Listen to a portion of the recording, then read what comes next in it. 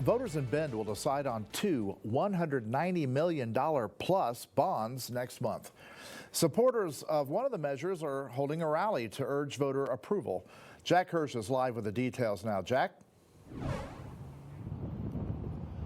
Lee, that's right. Supporters have just started to gather here just off of Reed Market Road in Southeast Bend, and the placement of this event is key because just behind our camera here, right across the street, is a railroad crossing that's at the center of discussion for this transportation bond. That's a sound Katie Brooks does not like to hear. Now it's become a symbol of gumming up the works, trying to get from one side of town to the other.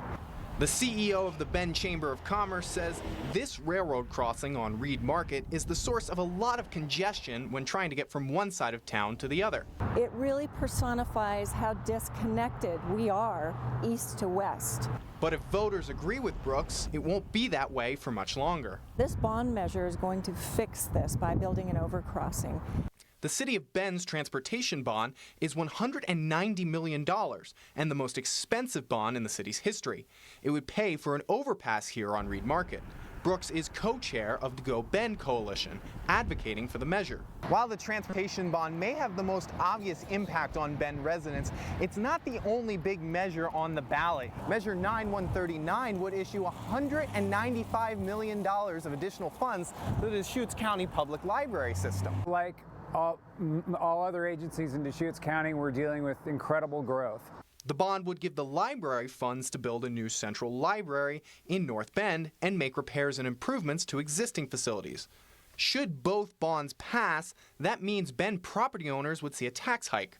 Homes with an assessed value of $150,000 will see an increase of $121. Owners of a $250,000 assessed home would pay $202. And a $350,000 home assessment would mean $283 in additional taxes per year. Bend City Councilor Justin Livingston says that's not optimal given the pandemic and the recession. I actually support the need for a bond and the tool as a bond. I just think that the timing was really wrong. But supporters of the transportation bond say this is actually good timing. So it'll be 2 years before anybody will see any tax increase for this transportation bond measure. So really this is built for the recession and the pandemic. And that's why Brooks says the time to say yes is now. The projects that are included on this list, of which there are a couple of dozen, are going to improve all of our lives. Now, Lee, that event is just getting underway. You can see behind me here. We're going to go ahead and listen and see what they have to say. Members of the Go Bend Coalition are speaking here. For now, I'm going to send it back to you live in Bend. Jack Hirsch, News Channel 21.